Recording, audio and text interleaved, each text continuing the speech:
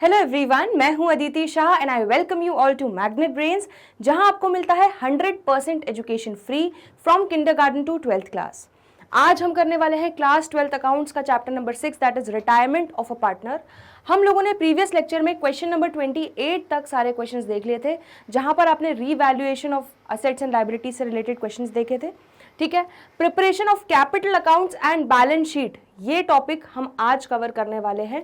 ठीक है, इससे रिलेटेड हम प्रैक्टिकल प्रॉब्लम्स आज देखने वाले हैं। तो ऑलरेडी आपको पार्टनर्स का कैपिटल अकाउंट बनाना आता है, आपको पूरी उसके बारे में जानकारी है, क्योंकि हम लोग प्रीवियस चैप्टर्स से हर चीज़ बहुत डिटेल में देखते हुए आ रहे हैं। तो एक तरह से इस चैप्टर में मोस्ट ऑफ द टॉपिक्स आपका रिविजन की तरह ही हो रहा है। ठीक है, तो क्वेश्चन 29 देखते हैं। बहुत ही कॉमन सेंस और लॉजिकल क्वेश्चन है, कुछ भी नहीं, आपको ऑलरेडी सब कुछ आता है। क्या बोल रहा है question 29? Partnership deed of C and D who are equal partners. तो इसका मतलब दो पार्टनर्स है सी और डी, और वो इक्वल पार्टनर्स है, मतलब 1:1 के रेशियो में ये प्रॉफिट शेयर कर रहे हैं। Has a clause that any partner may retire from the firm on the following terms by giving a 6 month notice in writing. The retiring partner shall be paid. तो क्या बोल रहे हैं, उनका ऑलरेडी एक क्लॉज डिसाइडेड है आपस में। ठीक है, उनके टर्म्स एंड कंडीशंस डिसाइडेड है कि कोई भी पार्टनर रिटायरमेंट ले सकता है फर्म से। किस, ये टर्म्स एंड कंडीशन जो दिए हुए हैं, 6 month नोटिस इन राइटिंग भी देना पड़ेगा रिटायरिंग पार्टनर को। ठीक है, और उसे क्या क्या मिलेगा, रिटायरिंग पार्टनर को क्या क्या पे किया जाएगा फर्म द्वारा, वो उन्होंने दिया हुआ है। चलो, तो क्या क्या मिलेगा देखते हैं। The amount standing to the credit of his capital account and current account. तो उसके कैपिटल अकाउंट का जो क्रेडिट बैलेंस होगा, ठीक है, वो उसको मिलेगा। करेंट अकाउंट का जो बैलेंस होगा वो उसको मिलेगा।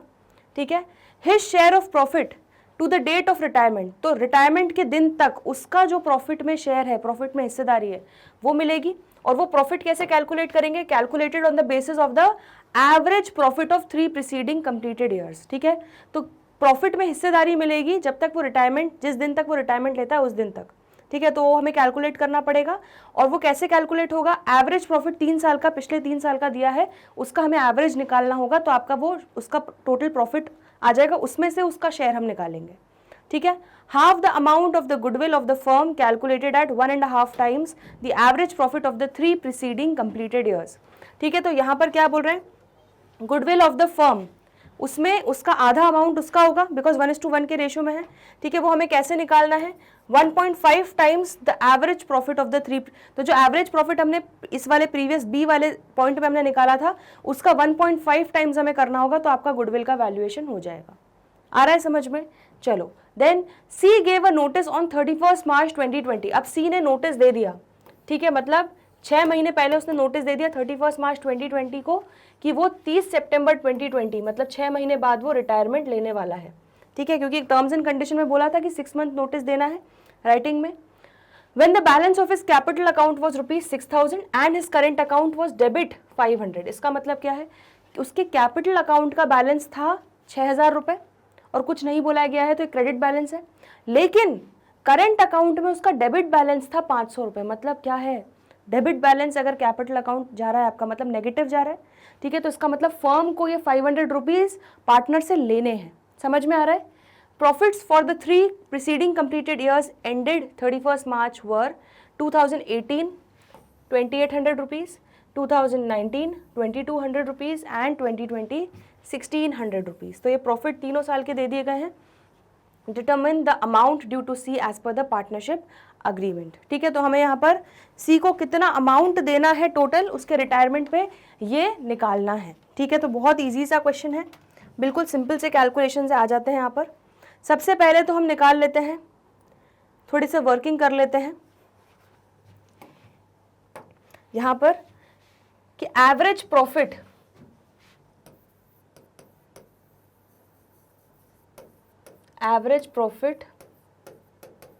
ऑफ 3 प्रीसीडिंग ईयर्स कितना होगा।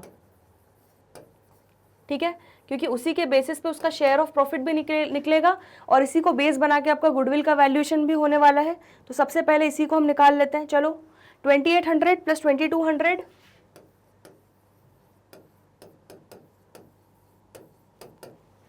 Plus 1600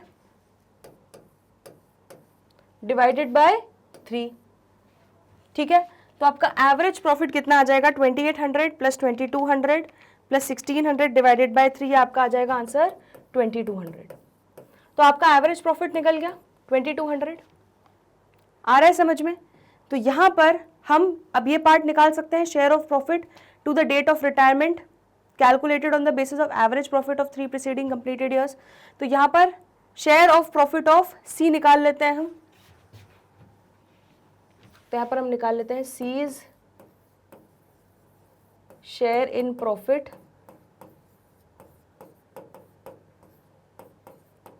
till the date of retirement.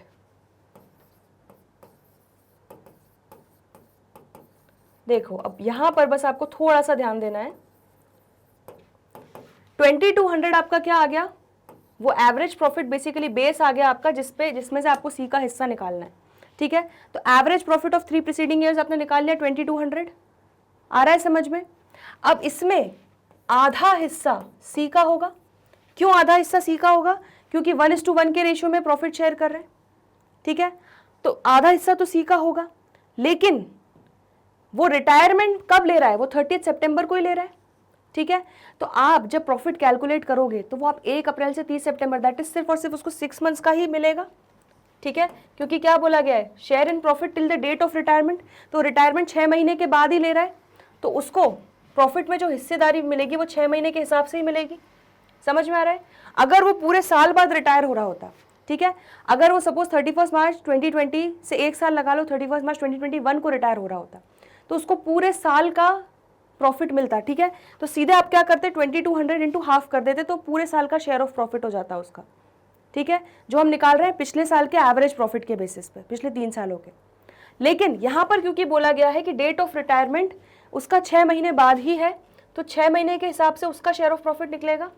ठीक है, समझ में आ रहा है क्यों 6/12 किया? चलो, तो 2200 का आधा 1100 उसका बन रहा है शेयर ऑफ प्रॉफिट, लेकिन ये क्योंकि 6 मंथ्स में ही रिटायरमेंट ले रहा है, तो 6 मंथ्स के हिसाब से इसका प्रॉफिट का शेयर बन जाएगा ₹550।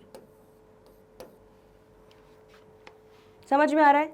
ठीक है, चलो अब इसके बाद ये तो हमने निकाल लिया कि सी का शेयर प्रॉफिट में कितना हो जाएगा।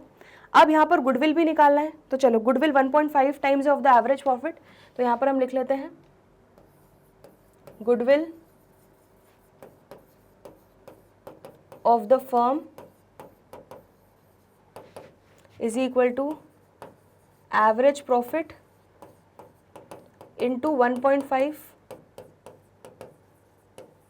ठीक है, तो यहाँ पर एवरेज प्रॉफिट कितना है, 2200 इंटू 1.5 कर देंगे हम, तो आपकी गुडविल कितनी आ जाएगी, 3300। तो गुडविल ऑफ द फर्म आपकी कितनी आ गई, 3300।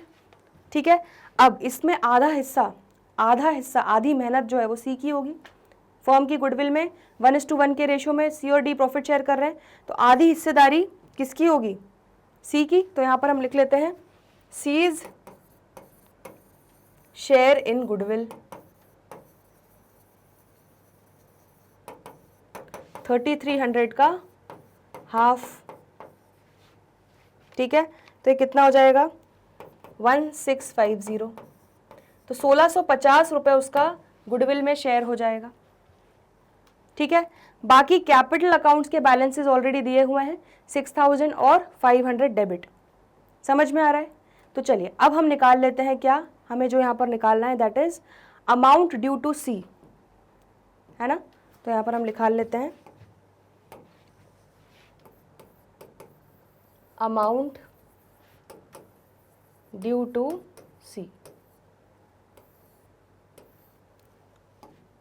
तो सबसे पहले तो हम लिख लेते हैं उसका capital account.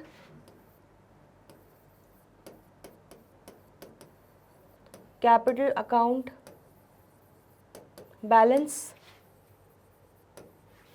That is equal to 6000।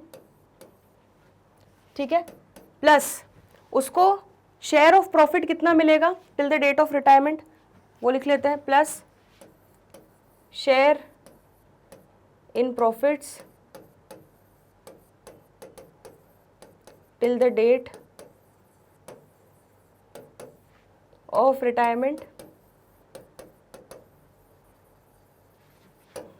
Is equal to 550। ठीक है, देन नेक्स्ट गुडविल में शेयर कितना है उसका, 1650 तो plus share in goodwill is equal to 1650, ठीक है। और इसके अलावा कैपिटल अकाउंट का बैलेंस ले लिया। अब करंट अकाउंट का डेबिट बैलेंस है, मतलब ये हमें सी से लेना है, तो इसमें से हम डेबिट बैलेंस माइनस कर देंगे, माइनस करंट अकाउंट बैलेंस, यहां पर हम लिख देते हैं डेबिट, ठीक है। कितना हो जाएगा 500, समझ में आ रहा है। तो अब इसको जब हम सॉल्व करेंगे तो कितना आ जाएगा, देखो जरा ध्यान से, 6000 प्लस 550 प्लस 1650 माइनस 500 कितना आ जाएगा 7700। तो ये क्या हो जाएगा आपका amount due to C ₹7700। Clear हो गया वर्किंग, ठीक है। तो देखो यहाँ पर एज पर अग्रीमेंट हमें उसको जो जो देना था हमने दे दिया। हमने कैपिटल अकाउंट और करंट अकाउंट दोनों के बैलेंसेस ले लिए, ठीक है। तो कैपिटल का पॉजिटिव बैलेंस था, करंट अकाउंट का डेबिट मतलब नेगेटिव बैलेंस था, ठीक है। His share of profit of the date of retirement, profits में उसका जो शेयर था वो हमने कैलकुलेट कर लिया, और गुडविल में जो उसका शेयर था वो हमने कैलकुलेट कर लिया। तो इस तरह से हमने capital account, current account, profits में शेयर, गुडविल में शेयर, ये सब चीज़ों को कंसिडर करते हुए अमाउंट कितना ड्यू है सी को वो निकाल लिया। तो जल्दी से देख लो वर्किंग्स में अगर कोई दिक्कत हो, ये पूरी पहले हमने वर्किंग की एंड उसके अकॉर्डिंगली हम लोगों ने अमाउंट कितना ड्यू हो रहा है सी को कैलकुलेट कर लिया। चलिए आगे बढ़ते हैं नेक्स्ट क्वेश्चन पे। Question 30, X Y and Z were partners in a firm sharing profits in the ratio of 2:2:1। तीन पार्टनर्स हैं X Y Z, profit share कर रहे हैं किस रेशियो में 2:2:1 के रेशियो में, ठीक है। Their balance sheet as at 31 March 2021 was, तो बैलेंस शीट दी हुई है 31 मार्च की, क्या क्या दिया हुआ है, क्रेडिटर्स दिया है, रिजर्व दिया है, कैपिटल अकाउंट्स दिए हैं तीनों के, cash, debtor, stock, building, patents, ठीक है। तो अब क्योंकि आप रिटायरमेंट वाला चैप्टर कर रहे हो तो आपका दिमाग की बत्ती जलनी चाहिए और आपको ये क्लिक होना चाहिए कि भाई ये बैलेंस शीट दी है, इसका मतलब वो क्या चाह रहे हैं कि जो भी अक्यूमुलेटेड प्रॉफिट्स या लॉसेस दिख रहे हैं वो किसी भी पार्टनर के रिटायरमेंट होने के पहले हमें बाकी सब एग्जिस्टिंग पार्टनर्स में बांटना पड़ेगा, ठीक है। तो कोई भी पार्टनर रिटायरमेंट ले रहा है उसके पहले पहले जितने भी केक और कचरा आइटम्स हैं वो पार्टनर्स में पहले बांटना पड़ेगा, ठीक है। तो यहाँ पर इस बैलेंस शीट में ध्यान से देखो, आपको कोई केक या कचरा आइटम दिख रहा है, तो कचरा आइटम असेट साइड पे, यहाँ पे डेबिट बैलेंस होता है इसलिए यहाँ दिखता है, लेकिन यहाँ पे कुछ भी आपको कचरा आइटम नहीं दिखेगा। बट यहाँ पर कोई केक आइटम दिख रहा है क्या, यस, रिजर्व। तो क्लियरली जैसा कि हम पढ़ चुके हैं इसके पहले जो हमने टॉपिक किया था, ठीक है, किस तरह से डिस्ट्रीब्यूशन होगा accumulated losses and accumulated profits का या फ्री रिजर्व्स का। तो ये रिजर्व को क्या करना होगा, आपको तीनों पार्टनर्स में उनके ओल्ड प्रॉफिट शेयरिंग रेशियो में बांटना होगा, ठीक है। तो इसलिए बैलेंस शीट को ध्यान से देखना बहुत इंपॉर्टेंट है। अब क्या बता रहे हैं कि वाई रिटायर हो गया, 1 अप्रैल 2021 को वाई ने रिटायरमेंट ले लिया ऑन द फॉलोइंग टर्म्स कि goodwill of the firm was valued at 70,000 and was not to appear in the books. Goodwill की फर्म की वैल्यूएशन कितनी हुई 70,000, ठीक है, वो बुक्स में नहीं दिख रही थी, ऑब्वियसली नहीं दिख रही थी तभी, यहाँ नहीं तो असेट साइड पे गुडविल दिखती है, ठीक है। तो ये गुडविल बेसिकली वैल्यूएशन हुआ है, सेल्फ जनरेटेड गुडविल है, इसमें वाई का कितना हिस्सा होगा, उसकी मेहनत का कितना हिस्सा होगा, उसके अगेंस्ट उसको कॉम्पनसेशन देंगे, कौन देंगे, जो बाकी के पार्टनर्स हैं, ठीक है। Bad debts of ₹2,000 were to be written off, तो बैड डेट्स हुए 2,000 रुपए के, उनको राइट ऑफ करना है। Patents were considered as valueless, तो पेटेंट्स जो था 9,000 रुपए का, इसकी अब कोई भी वैल्यू नहीं रही, तो इसको भी हमारी बुक्स में राइट ऑफ करना पड़ेगा। हमें क्या करना है, हमें prepare revaluation account, partners capital accounts and the balance sheet of x and Z after wise retirement. तो वाई के रिटायरमेंट के बाद, ठीक है, किस तरह से बैलेंस शीट होगी बाकी एक्स एंड जेड पार्टनर के लिए, ठीक है, वो हमें दिखाना है, ठीक है। रीवैल्यूएशन अकाउंट भी दिखाना है और पार्टनर्स कैपिटल अकाउंट्स भी दिखाना है। चलो तो यहाँ पर हम स्टार्ट करते हैं रीवैल्यूएशन अकाउंट से, ठीक है, हम सबको आता है और बहुत ही इजी सा है, यहाँ पर ज़्यादा कुछ एडजस्टमेंट्स भी नहीं है रीवैल्यूएशन अकाउंट में। तो एक छोटू सा रीवैल्यूएशन अकाउंट हम बना लेते हैं।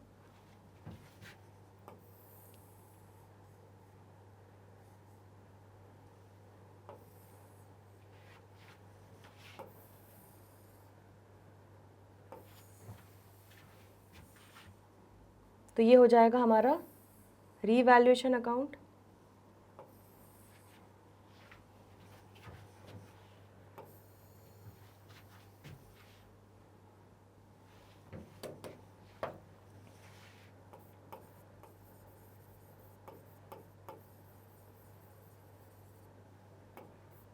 डेबिट बैलेंस,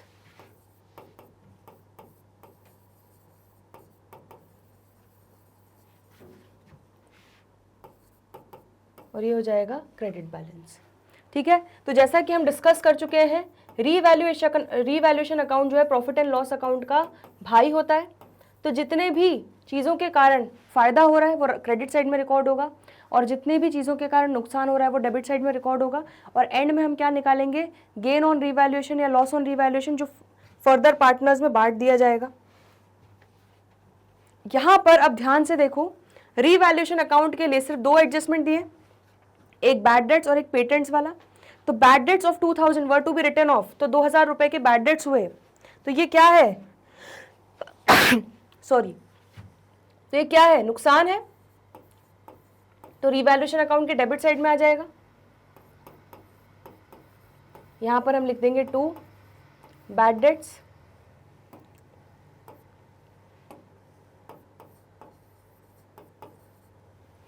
ठीक है। तो बैड डेट्स के कारण 2000 का नुकसान हुआ, तो रीवैल्यूएशन अकाउंट के डेबिट साइड में हम इसको क्या कर देंगे, राइट ऑफ कर देंगे बैड डेट्स जो हुई। Patents were considered as valueless, तो पेटेंट्स 9000 के थे, अब उनकी वैल्यू हो गई है 0। ठीक है, तो पूरे के पूरे पेटेंट्स क्या करेंगे, हम राइट ऑफ कर देंगे। तो असेट कम हो रहा है, नुकसान है, तो रीवैल्यूएशन अकाउंट के डेबिट साइड में आ जाएगा। और यहाँ पर हम क्या लिख देंगे, 2 पेटेंट्स। ठीक है, समझ में आ रहा है। बस इतने से एडजस्टमेंट्स थे रीवैल्यूएशन अकाउंट के। अब इसको ज़रा हम टोटल करते हैं, कितना आ रहा है, 11,000 रुपये डेबिट साइड पे आ रहा है। ठीक है, तो इसका मतलब पूरा का पूरा 11,000 क्या है, लॉस है। तो यहाँ पर हम क्या लिख देंगे, बाय लॉस ऑन रीवैल्यूएशन। ठीक है, अब ये जो लॉस है तीनों पार्टनर्स भुगतेंगे, एक्स, वाई एंड जेड।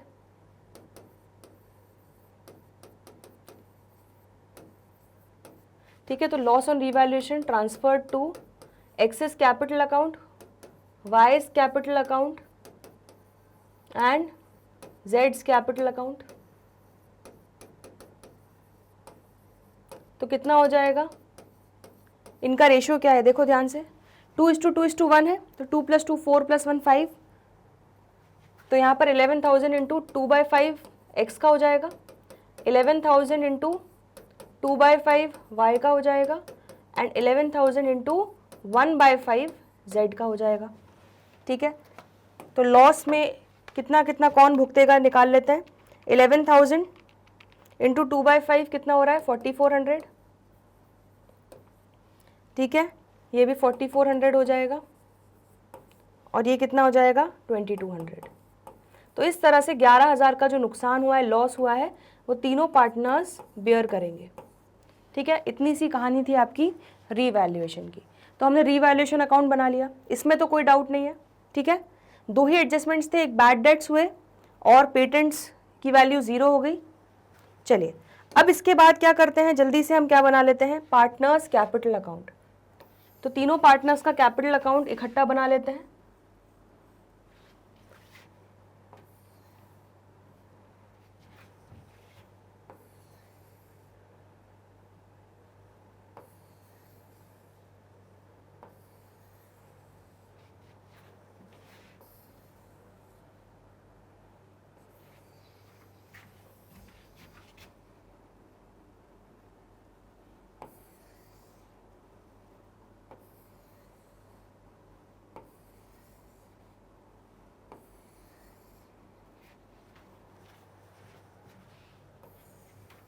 ठीक है, तो यहाँ पर हम लिख लेते हैं, ये डेबिट साइड हो जाएगा, पर्टिकुलर्स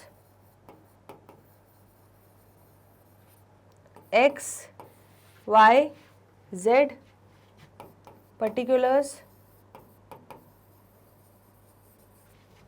एक्स वाई जेड, और ये हो जाएगा क्रेडिट साइड। ठीक है, और यहाँ पर हम लिख लेते हैं पार्टनर्स कैपिटल अकाउंट। ठीक है, चलो अब यहां पर आ जाते हैं। सबसे पहले तो तीनों के बैलेंसेस क्या थे, ओपनिंग बैलेंसेस वो लिख लेते हैं 82,000, 60,000 एंड 75,500। तो 82,000, 60,000 एंड 75,500 ये तीनों के ओपनिंग बैलेंसेस हो जाएंगे। ठीक है, 31 मार्च 2021 को ये इनके क्लोजिंग बैलेंसेस थे। तो 1 अप्रैल को हम ये सब चीज़ें कर रहे हैं जब रिटायरमेंट हो रहा है। ठीक है, तो ये उनके ओपनिंग बैलेंसेस हो जाएंगे। तो यहाँ पर क्या लिख देंगे, बाय बैलेंस ब्रॉट डाउन। ठीक है, लाइबिलिटी साइड पर लिखे हैं कैपिटल अकाउंट, इसका मतलब क्रेडिट बैलेंस है इनका। समझ में आ रहा है, इसलिए क्रेडिट साइड से स्टार्ट कर रहे हैं ओपनिंग। इतना तो ये बेसिक है बिल्कुल लेजर अकाउंट्स का। चलो इसके बाद नेक्स्ट क्या होगा, ये जो लॉस है ये ट्रांसफर कर देते हैं। तो ये तीनों पार्टनर्स भुगतेंगे लॉस, तो इनकी कैपिटल अकाउंट उससे रिड्यूस होगा, कम होगा। तो इसलिए क्या करेंगे, यहाँ पर डेबिट साइड पे लिख देंगे 4,400, 4,400 एंड 2,200। यहाँ पर क्या लिख देंगे, टू रीवैल्यूएशन या लॉस ऑन रीवैल्यूएशन लिख लेते हैं यहाँ पर, टू लॉस ऑन रीवैल्यूएशन।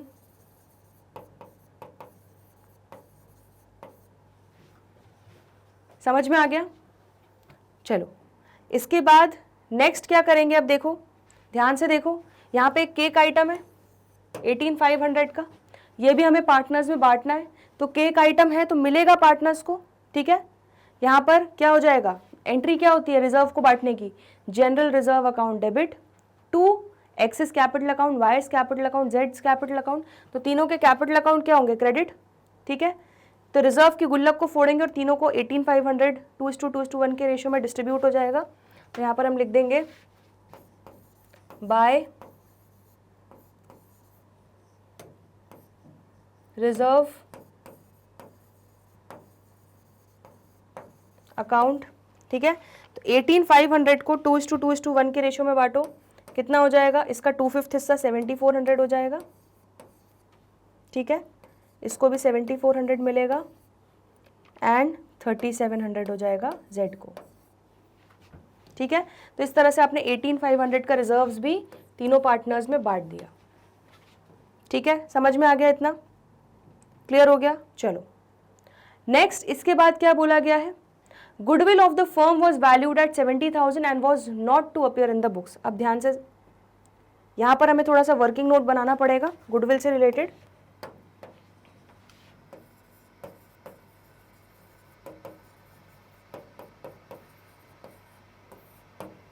तो यहां पर देखो ध्यान से, फर्म्स की गुडविल, फर्म्स गुडविल कितना दिया हुआ है, 70,000। तो अगर फर्म की गुडविल 70,000 है तो इसमें हमें किसका हिस्सा निकालना है, वाई का। तो वाई का कितना हिस्सा हो जाएगा, 2/5। तो यहां पर निकाल लेते हैं, Y's share in goodwill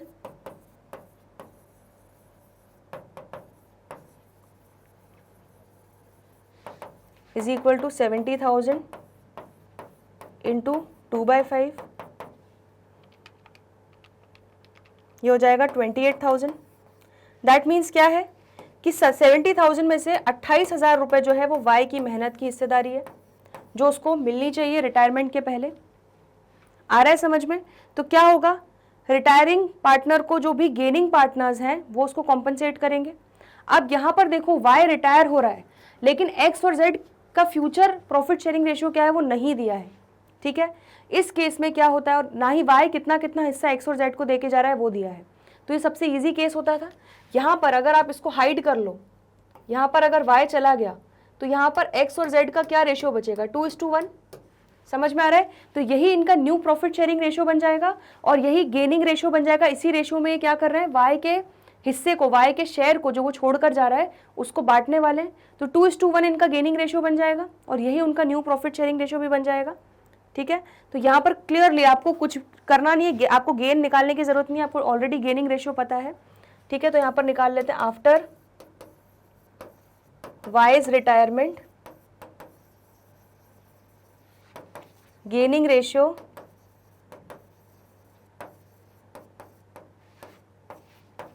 of x and z is equal to 2:1। ठीक है, तो यहां पर हम निकाल लेते हैं x विल कॉम्पनसेट, तो x कितना कॉम्पनसेट करेगा उसके अकॉर्डिंगली 28,000 में 2/3 हिस्सा x कॉम्पनसेशन देगा। देखो गेनिंग रेशियो 2:1 आ रहा है। एंड y कितना कॉम्पनसेशन देगा, y विल कॉम्पनसेट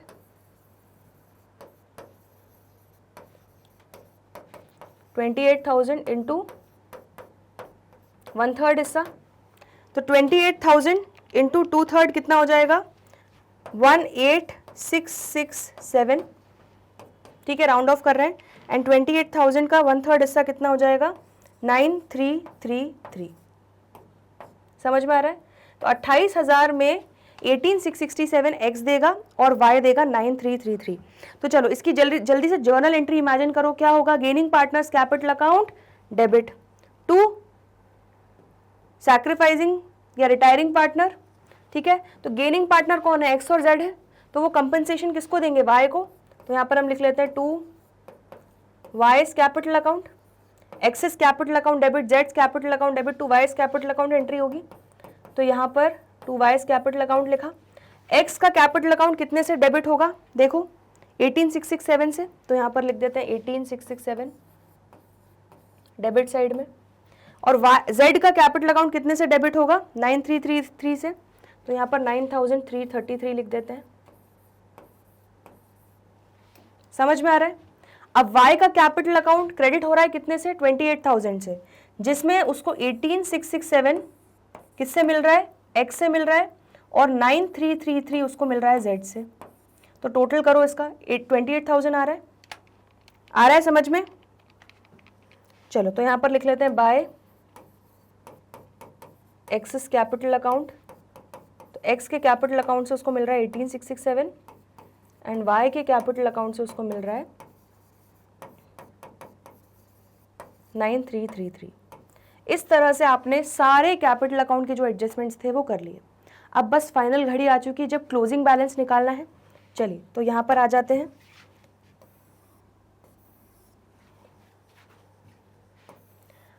अब y तो रिटायर हो रहा है तो उसका तो कोई क्लोजिंग बैलेंस अब कैपिटल का रहेगा नहीं। ठीक है, तो उसको कितना देना रहेगा, उसके कैपिटल अकाउंट का जो भी बैलेंस आएगा वो बेसिकली क्या हो जाएगा, लोन हो जाएगा एक तरह से। तो 82,000 प्लस 7,400 पहले x का निकाल लेते हैं, कितना हो गया 89,400। ठीक है, माइनस 4,400 माइनस 18,667, तो ये हो जाएगा 66,333।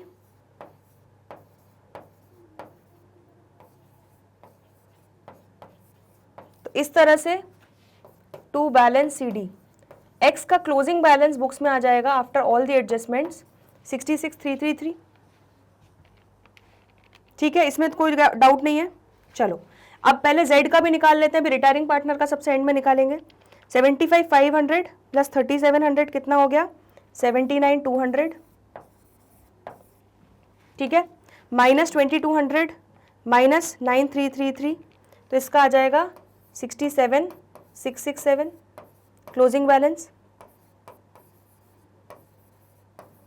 ठीक है, ओपनिंग बैलेंस था जो सब कुछ मिला x और z को, और जो सब कुछ उनके कैपिटल अकाउंट से डेबिट हुआ वो सब माइनस करने के बाद उनका नेट अमाउंट जो आ रहा है वो उनका क्लोजिंग बैलेंस बन जाएगा।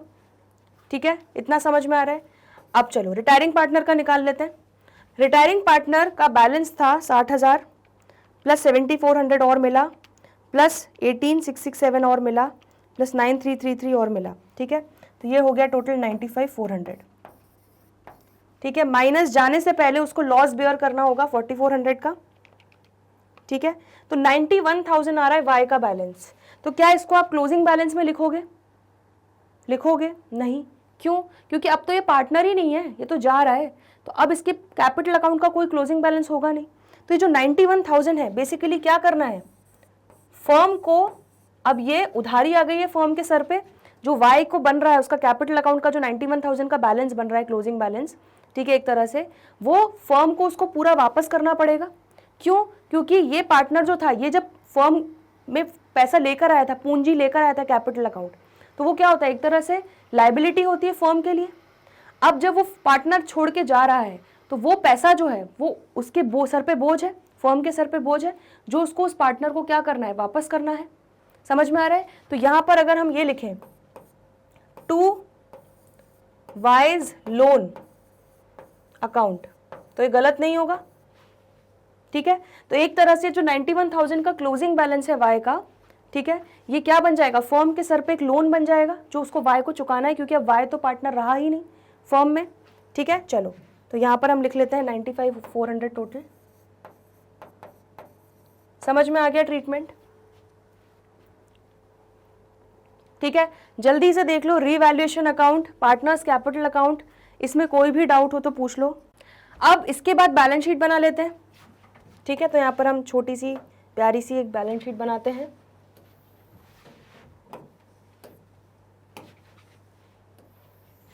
तो बैलेंस शीट तो बहुत इजी है।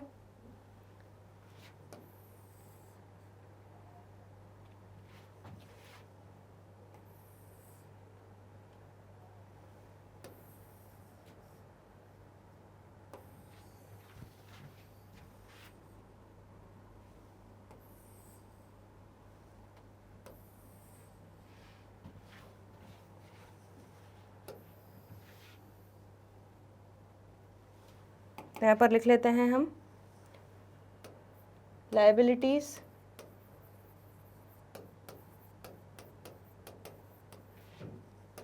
ये हो जाएगा आपका अमाउंट, ये हो जाएगा असेट्स, और ये हो जाएगा अमाउंट।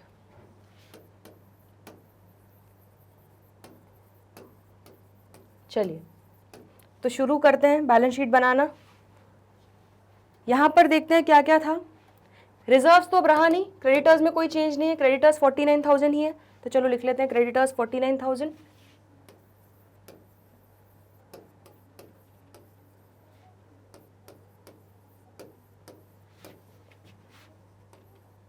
ठीक है, इसके बाद केक आइटम खत्म हो चुका है। अब तीनों के कैपिटल अकाउंट थे जो चेंज हो चुके हैं। ठीक है, तो वाई तो अब रहा नहीं पार्टनर, तो उसका तो कोई कैपिटल अकाउंट है नहीं, लेकिन वाई का एक लोन अकाउंट है, जितना भी अमाउंट उसका क्लोजिंग बैलेंस आ रहा है कैपिटल अकाउंट से, ठीक है, वो ड्यू हो रहा है वाई का एज लोन।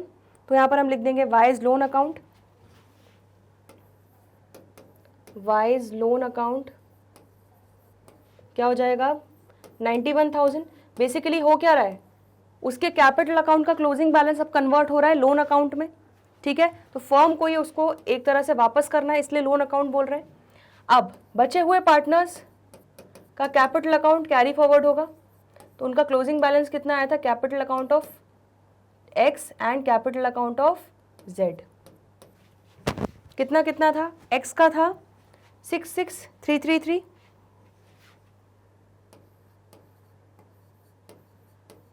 एंड जेड का कितना है 67,667।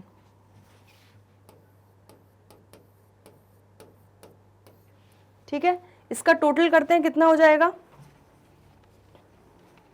66,333 प्लस 67,667, ये हो जाएगा 1,34,000। ठीक है, तो लायबिलिटी साइड हमने पूरा लिख लिया। अब आ जाते हैं एसेट साइड पर। कैश में कोई चेंज नहीं है, 8,000 रुपये ही थे, तो यहाँ पर लिख लेते हैं कैश 8,000। ठीक है, उसके बाद है डेटर्स। तो ध्यान से देखो, डेटर्स कितने थे, डेटर्स आपके थे 19,000 के, लेकिन इसमें से अब बैड डेट्स हो चुकी हैं 2,000 की, तो अब ये 2,000 रुपये नहीं मिलेंगे हमें, तो हमारे डेटर्स कम हो जाएंगे, कितने से 19,000 से अब 2,000 नहीं मिलेंगे, तो डेटर्स हमारे बचेंगे कितने 17,000 के ही। ठीक है, देन नेक्स्ट इसके बाद क्या हो जाएगा, स्टॉक 42,000 का ही है, बिल्डिंग 2,07,000 की ही है, यहाँ पर हम लिख देंगे स्टॉक 42,000, बिल्डिंग 2,07,000। ठीक है, और पेटेंट्स तो अब बुक्स में रहे ही नहीं, ठीक है, वैल्यूलेस हो गए थे तो इसको हमने पूरा राइट ऑफ कर दिया रिवैल्यूएशन अकाउंट में, तो ये भी अब नहीं रहे। तो इस तरह से आपका लायबिलिटी और असेट्स आपने पूरा अपडेट कर लिया बैलेंस शीट में। चलिए अब इसके बाद बस कुछ नहीं करना है, भगवान से प्रार्थना करना है और टोटल करना है कि हमारी बैलेंस शीट टैली हो जाए। चलिए 49,000 प्लस 91,000 प्लस 1,34,000 कितना हो जाएगा? 2,74,000। लायबिलिटी साइड का टोटल आ रहा है 8,000 प्लस 17,000 प्लस 42,000 प्लस 2,07,000 कितना हो जाएगा? 2,74,000। तो बहुत बहुत बधाई हो, हमारी बैलेंस शीट हो चुकी है टैली। ठीक है, यहाँ पर हम आंसर्स चेक कर लेते हैं।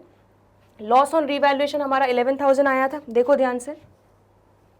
Then capital accounts 66,333 and Z का 67,667 यही आया। एंड वाई का लोन अकाउंट 91,000 आया एंड बैलेंस शीट टोटल 2,74,000 आया। तो वाई का loan account 91,000 and balance sheet का टोटल 2,74,000। तो इस तरह से ये क्वेश्चन हमारा पूरा कंप्लीट हो गया है।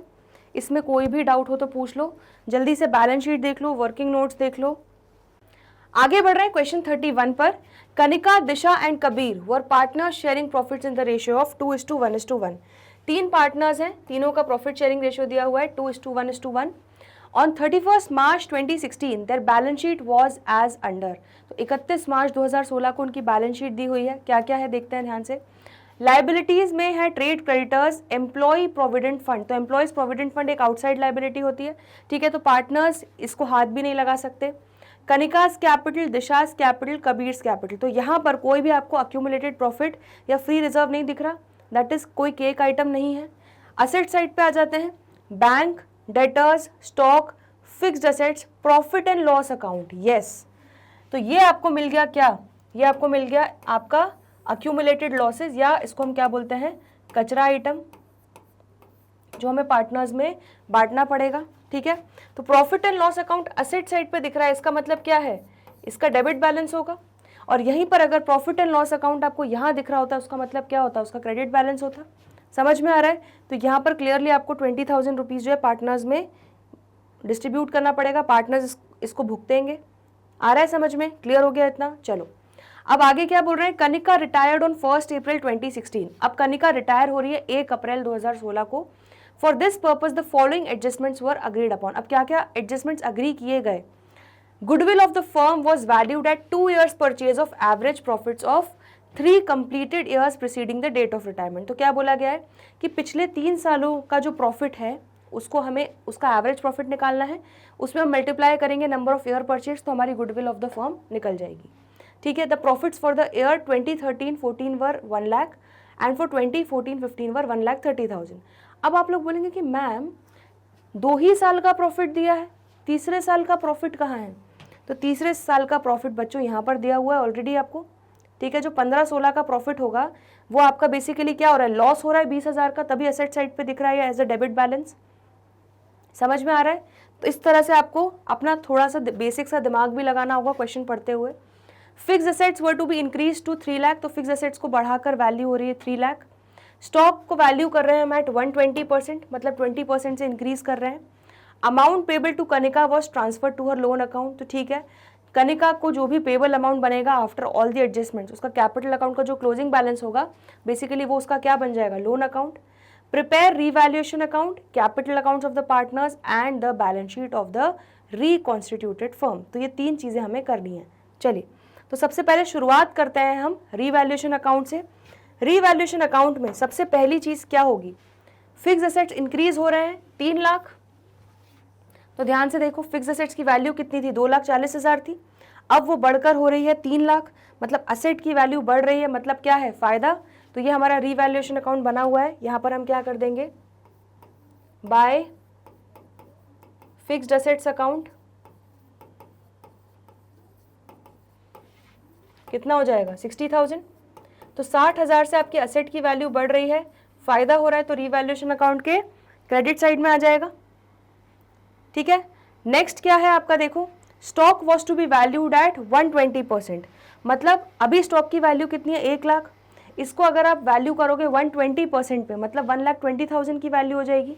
मतलब आप 20,000 रुपये से स्टॉक की वैल्यू को क्या कर रहे हो? बढ़ा रहे हो। तो 20,000 रुपीज़ से अगर आपका असेट अगेन बढ़ रहा है तो फ़ायदा है तो रीवैल्यूएशन अकाउंट के क्रेडिट साइड में जाएगा। और क्या लिख देंगे यहाँ पर हम, बाय स्टॉक अकाउंट। इतना क्लियर हो गया? ठीक है, बस। तो रीवैल्यूएशन से रिलेटेड ये 2 ही एडजस्टमेंट्स थे। अब चलो रीवैल्यूएशन अकाउंट को क्लोज कर लेते हैं। यहाँ पर कितना हो जाएगा देखो, टोटल 80,000। तो क्रेडिट साइड का टोटल आ रहा है 80,000, डेबिट साइड पर कुछ है नहीं, तो पूरा का पूरा क्या हो जाएगा आपका, गेन ऑन रीवैल्यूएशन। तो यहाँ पर हम लिख लेते हैं 80,000 to gain on revaluation transferred to,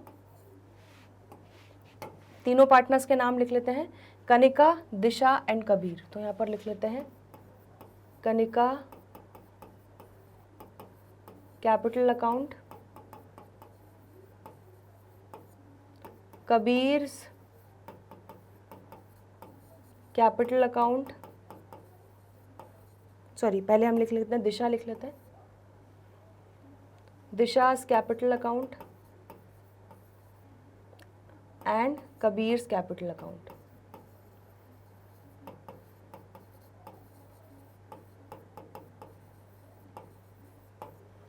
ठीक है, अब इस 80,000 को हमें क्या करना होगा, 2:1:1 के रेशियो में बांटना होगा। ठीक है, तो कितना हो जाएगा, कनिका को मिल जाएगा 2/4 ऑफ 80,000 दैट इज 40,000, दिशा को मिल जाएगा 20,000 एंड कबीर को भी मिल जाएगा 20,000। तो इस तरह से इस 80,000 का गेन इन तीनों पार्टनर्स के बीच में डिस्ट्रीब्यूट कर देंगे। आ गया समझ में? तो बस इतनी सी कहानी थी रीवैल्यूएशन अकाउंट की, बिल्कुल छोटा सा रीवैल्यूएशन अकाउंट था, इसमें कोई डाउट तो नहीं है। चलो अब आ जाते हैं फर्दर, आगे बढ़ते हैं पार्टनर्स के कैपिटल अकाउंट पे। तीनों का लाइबिलिटी साइड पे दिख रहा है कैपिटल अकाउंट, इसका मतलब क्या है, क्रेडिट बैलेंस है इनका। ठीक है, तो इनके ओपनिंग बैलेंसेस लिख लेते हैं क्रेडिट साइड पे, 2 लाख, 1,80,000। तो 2 लाख, 1,80,000। ठीक है, यहाँ पर हम पार्टनर्स के नाम भी लिख लेते हैं, ये हो जाएगा कनिका, दिशा और ये कबीर।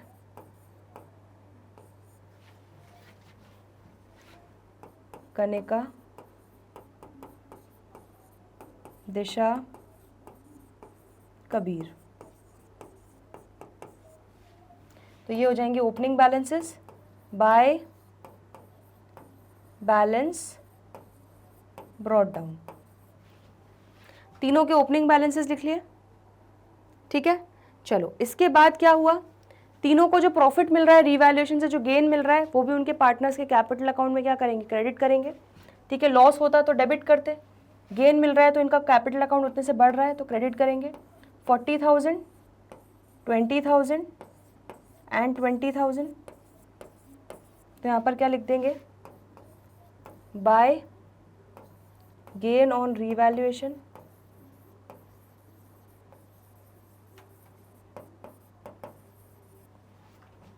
ठीक है, इतना क्लियर हो गया। चलो अब आ जाते हैं बैलेंस शीट पे। तो ये कचरा आइटम भी हमें क्या करना पड़ेगा, राइट ऑफ करना पड़ेगा।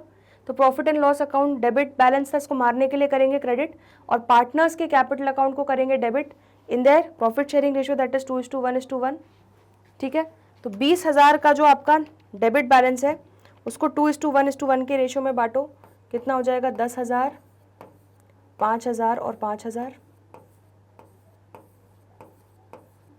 तो यहाँ पर हम लिख लेंगे 2 प्रॉफिट एंड लॉस अकाउंट। तो ये बेसिकली आपने जो लॉस था प्रीवियस ईयर का वो आपने पार्टनर्स के बैलेंस में डेबिट कर दिया है। आ गया समझ में इतना? अब इसके बाद हमें थोड़ा सा गुडविल के ऊपर मेहनत करनी होगी, तो आ जाते हैं वर्किंग नोट बना लेते हैं। तो यहाँ पर हमारा बैलेंस शीट का भी फॉर्मेट बना है, यहाँ पर हम गुडविल से रिलेटेड थोड़ी वर्किंग कर लेते हैं। तो यहाँ हम लिख लेते हैं वर्किंग नोट।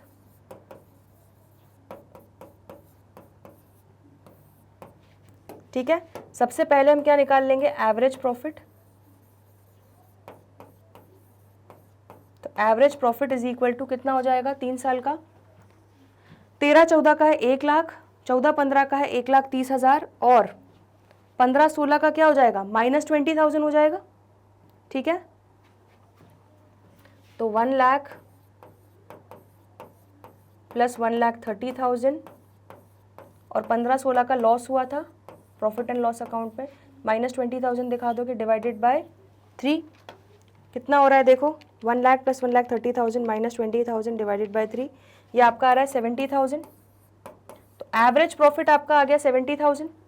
तो गुडविल क्या हो जाएगा, firm's goodwill is equal to average profit into number of year purchased. तो यहाँ पर देखो नंबर ऑफ ईयर परचेज कितने दिए, 2 ईयर परचेज दिया है ऑफ एवरेज प्रॉफिट, तो इंटू 2 कर देंगे। ठीक है, तो कितना हो जाएगा 1,40,000। तो फर्म की गुडविल आ गई 1,40,000। आ रहा है समझ में। अब इसमें कनिका का शेयर कितना होगा, कनिका का जो भी शेयर होगा वो गेनिंग पार्टनर्स उसको कॉम्पनसेट करेंगे। तो Kanika's share in goodwill is equal to 1,40,000। ठीक है, मल्टीप्लाइड बाय 2:1:1 रेशियो है तीनों पार्टनर्स का। तो कनिका का देखो कितना हो जाएगा 2/4। तो यहाँ पर हम लिख लेते हैं 2/4। तो ये कितना हो जाएगा 70,000। आ रहा है समझ में। तो अब 70,000 क्या हो गया, कनिका का शेयर हो गया गुडविल में, मतलब 1,40,000 में से 70,000 की मेहनत तो कनिका की ही है। ठीक है, तो उस मेहनत का कॉम्पनसेशन उसको मिलना चाहिए, किसके द्वारा, जो गेनिंग पार्टनर्स हैं। अब यहाँ पर ध्यान से देखो, कुछ भी नहीं बताया गया है कि दिशा और कबीर का न्यू प्रॉफिट शेयरिंग रेशियो क्या होने वाला है, या कनिका ने अपना शेयर किस हिस्से में दिया है। ठीक है, तो यहाँ पर गेनिंग रेशियो क्या हो जाएगा, डायरेक्टली आप अगर कनिका का पार्ट हटा देते हो तो बचता कितना है, दिशा और कबीर का 1:1 बचता है। तो ये 1:1 ही उनका क्या बन जाएगा, न्यू प्रॉफिट शेयरिंग रेशियो भी बन जाएगा, और इसी रेशियो में वो कनिका का शेयर को क्या करेंगे, अक्वायर करेंगे, गेन करेंगे। ठीक है, तो 1:1 यहाँ पर लिख लेते हैं, gaining ratio is equal to 1:1 आ रहा है। ठीक है, तो क्लियरली अब आप निकाल सकते हो कि दिशा एंड कबीर विल कॉम्पनसेट। ठीक है, कितना कॉम्पनसेट करेंगे, दोनों आधा आधा मिलकर कॉम्पनसेट करेंगे, क्योंकि 1:1 के रेशियो में गेन कर रहे हैं। तो 70,000 का आधा कर लो, कितना हो जाएगा 35,000 ईच। तो दोनों 35,000 ईच कॉम्पनसेशन देंगे कनिका को। चलिए, तो एंट्री क्या हो जाती है, gaining partners capital account debit. कौन कौन गेन कर रहा है, दिशा और कबीर, तो इनके कैपिटल अकाउंट को हम 35,000 से डेबिट कर देते हैं। To Kanika's capital account,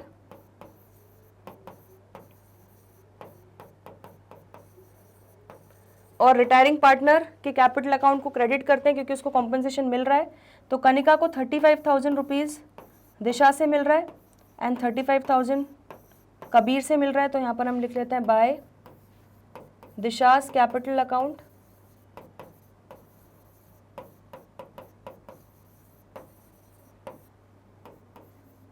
by Kabir's capital account. ठीक है, तो इस तरह से हमने गुडविल का भी एडजस्टमेंट कर लिया। ठीक है, सारे एडजस्टमेंट्स हो चुके हैं, बस अब पार्टनर्स कैपिटल अकाउंट को जल्दी से क्या करना है, क्लोज करना है। चलिए, तो यहाँ पर पहले तो हम क्या करते हैं, जो एग्जिस्टिंग पार्टनर है उनका क्लोजिंग बैलेंस निकाल लेते हैं। टू बैलेंस CD कितना हो जाएगा, दिशा का ये हो रहा है 1,20,000। 1,20,000 में से आप माइनस करो 5,000 माइनस 35,000, तो कितना हो रहा है 80,000। तो दिशा का क्लोजिंग बैलेंस आ गया 80,000। इसी तरह कबीर का देखो कितना आ रहा है, 80,000 प्लस 20,000 1 लाख। अब 1 लाख में से माइनस कर दो टोटल 40,000, तो कितना बचेगा? 60,000।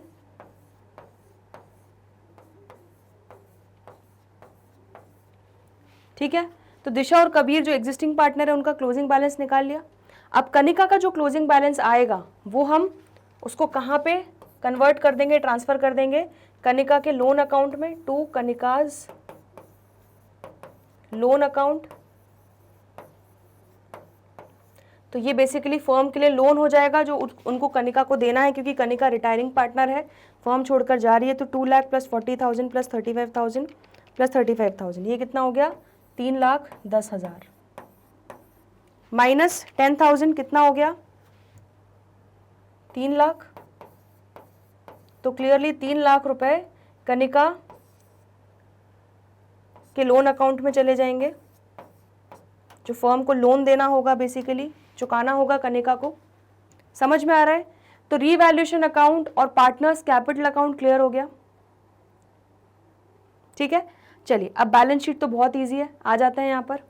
ट्रेड क्रेडिटर्स एक एक करके लिखते जाते हैं। ट्रेड क्रेडिटर्स 53,000 इतने ही रहेंगे, इसमें कोई चेंज नहीं है। तो यहाँ पर लायबिलिटी साइड पे लिख लेते हैं 53,000 ट्रेड क्रेडिटर्स।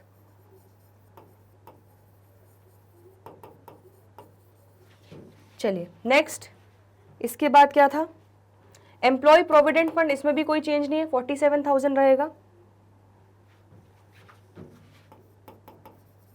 तो एम्प्लॉय प्रोविडेंट फंड 47,000। ठीक है, कनिका का अब कैपिटल अकाउंट कन्वर्ट हो चुका है किसमें? लोन अकाउंट में। तो कनिकाज लोन अकाउंट, कनिका को कितना लोन अब चुकाना है फर्म को? 3 लाख रुपए जो उसका बैलेंस बन रहा है, और बाकी बचे हुए पार्टनर्स के कैपिटल अकाउंट्स बचे हुए हैं। तो capital accounts Disha and Kabir. ठीक है, तो दिशा का कितना है क्लोजिंग बैलेंस? 80,000 और कबीर का है 60,000। 80,000 प्लस 60,000। ठीक है, ये कितना हो जाएगा आपका? 1,40,000। क्लियर हो गया? इसी तरह आ जाते हैं असेट साइड पर। चलिए, तो असेट साइड पे बैंक 60,000, डेटर्स भी 60,000 रहेंगे। Bank 60,000, debtors 60,000। ठीक है, नेक्स्ट इसके बाद क्या है? स्टॉक बढ़कर 1,20,000 हो चुका है, तो स्टॉक को हम लिख देंगे 1,20,000। 20,000 से इंक्रीज किया हमने उसको, स्टॉक 1,20,000। ठीक है, और बिल्डिंग कितनी हो गई है? फिक्स एसेट्स इंक्रीज हो गए 3 लाख। फिक्स एसेट्स 2,40,000 के थे, अब 3 लाख के हो गए, तो फिक्स एसेट्स को लिख देंगे 3 लाख।